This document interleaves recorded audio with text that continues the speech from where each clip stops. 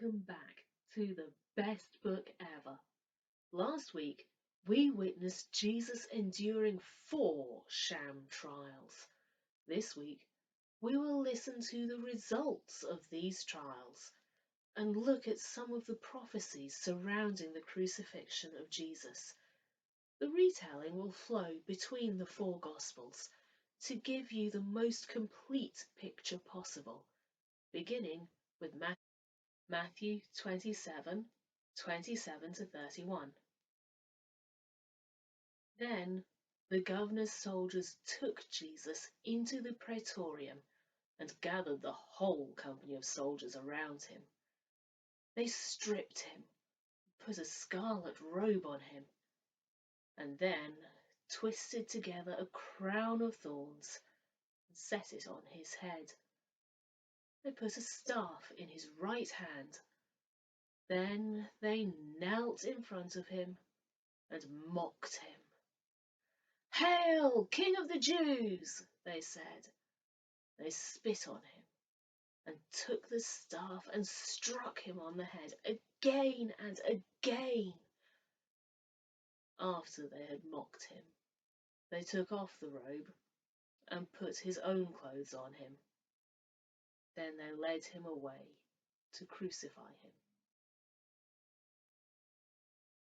A certain man from Cyrene, Simon, the father of Alexander and Rufus, was passing by on his way in from the country. They forced him to carry the cross. They brought Jesus to the place called Golgotha, which means the place of the skull.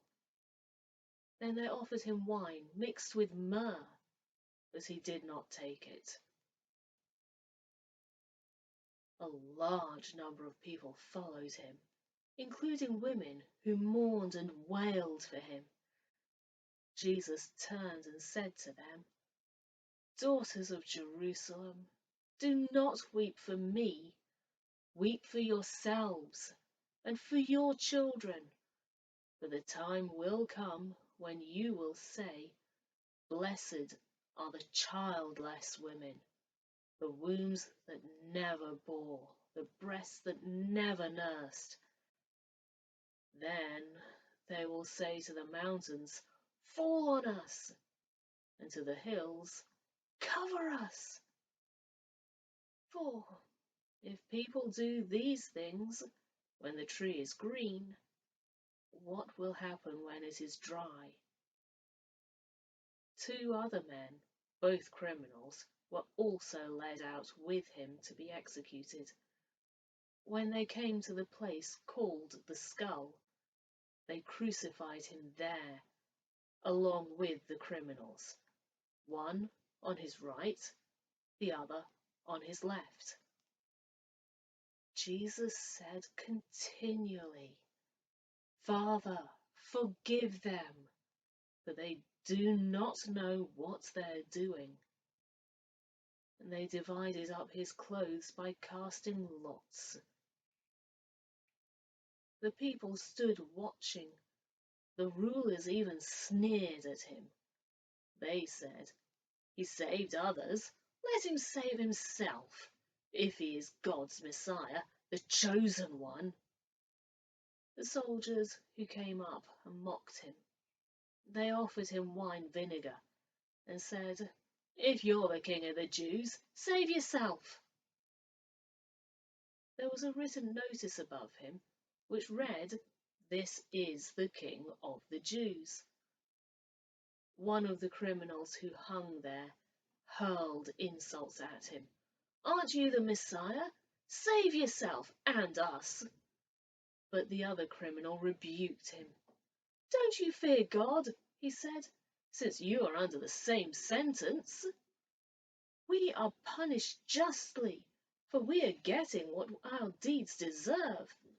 But this man has done nothing wrong." Then he said, "Jesus, remember me when you come into your kingdom." Jesus answered him, "Truly I tell you, today you will be with me in paradise."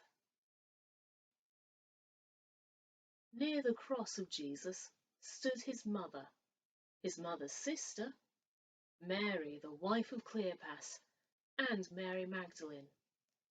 When Jesus saw his mother there, and the disciple whom he loved standing nearby, he said to her, "Woman, here is your son," and to the disciple, "Here is your mother." From that time on, this disciple took her into his home. I like John's inclusion of the dialogue between Pilate and the chief priests concerning the charge sheet hung above Jesus' head, found in John 19, verses 19 to 22. I think it's worth reading that now. So Pilate had a notice prepared and fastened to the cross. It read, "Jesus of Nazareth, the King of the Jews." Many of the Jews read this sign, for the place where Jesus was crucified was near the city, and the sign was written in Aramaic, Latin, and Greek. The chief priests of the Jews protested to Pilate, "Did not write the King of the Jews, but that this man claimed to be King of the Jews." Pilate answered, "What I've written, I have written." How does Jesus' death link to prophecy? I recommend you read Isaiah 52, verse 13, through to 53, verse 12, in full, as I've only enough time for a short extract now. Yet it was the Lord's will to crush him and cause him to suffer. And though the Lord makes his life an offering for sin, he will see his offspring and prolong his days. And the will of the Lord will prosper in his hand. After he has suffered, he will see the light of life and be satisfied. By his knowledge, my righteous servant will justify many, and he will bear their iniquities. Therefore, I will give him a portion among the great, and he will divide the spoils with the strong, because he poured out his life unto death, and was numbered with the transgressors. For he bore the sins of many, and made intercession for the transgressors. If you love this extract, as it clearly proclaims the gospel hundreds of years before Jesus was born, you'll love our next reading even more, from Psalm 22. My God, why have you forsaken me? Why are you so far from saving me, so far from my cries of anguish?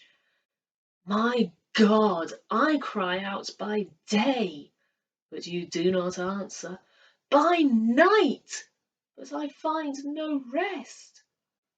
Yet you are enthroned as the Holy One. You are the one Israel praises. In you our ancestors put their trust. They trusted, and you delivered them. To you they cried out and were saved. In you they trusted and were not put to shame. But I am a worm, not a man, scorned by everyone, despised by the people. All who see me mock me. They hurl insults, shaking their heads. He trusted in the Lord, they say. Let the Lord rescue him. Let him deliver him, since he delights in him. Yet you brought me out of the womb. You made me trust in you, even at my mother's breast. From birth I was cast on you. From my mother's womb you have been my God. Do not be far from me, for trouble is near. There is no one to help. Many bulls surround me. Strong bulls of Bashan encircle me. Roaring lions that tear their prey open their mouths wide against me.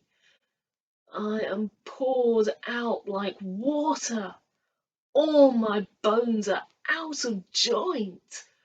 My heart has turned to wax. It has melted within me. My mouth is dried up like a potsherd.